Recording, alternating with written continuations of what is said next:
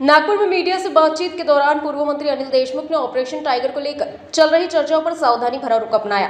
उन्होंने कहा कि पिछले कई दिनों से इस अभियान को लेकर राजनीतिक गलियारों में चर्चा हो रही है, लेकिन शिंदे सेना के नेता भी इस विषय पर खुलकर बोलते नजर नहीं आ रहे। देशमुख ने कहा है कि पश्चिम बंगाल की राजनीतिक घटनाओं के बाद इस तरह की चर्चाओं को और हवा मिली है।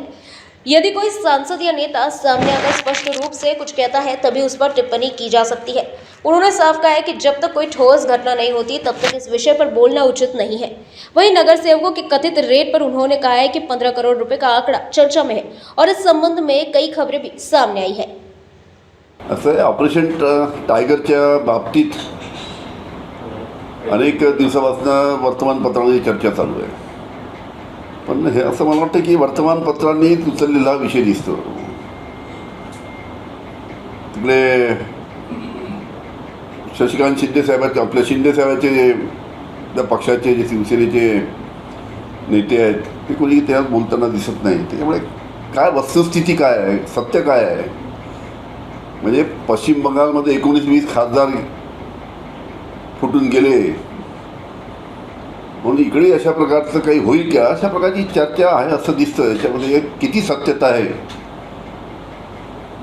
हे काही प्रमुख नेते, काही खासदार पुढे येऊन जर बोलले तर वाईट पडेल। ठीक आहे ना, तर वाट पाहू नका। आता म्हणजे खरोखरच जर त्याच्यात सत्यता असेल तर तुम्ही सांगितलं तर घडू शकतं, पण जोपर्यंत घडत नाही तोपर्यंत कसं काय बोलणार आपण।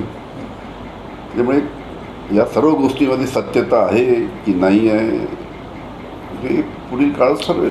पण एक त्यांची गोष्ट मला खटकली की 15 कोटी रुपये दिले, तर अरे 15 कोटी तर नगरसेवक घेतो आजकाल। त्यांनी आकडा काहीतरी चुकीचा बहुतेक सांगितलं असेल। 15 कोटी तर हेच जे चालू आहे सध्या विधान परिषदेच्या निवडणुका, याचा भाव आहे 15 काही ठिकाणचा, सरसकट नाही, काही ठिकाणचा तो भाव आहे सध्या। नगर परिषदेच्या या निवडणुकीसाठी काही ठिकाणी नगरसेवकांच्याकडे पैसे दिले। त्याच्यामुळे जे आता वस्तुस्थिती काय आहे ते समोर येऊ द्या।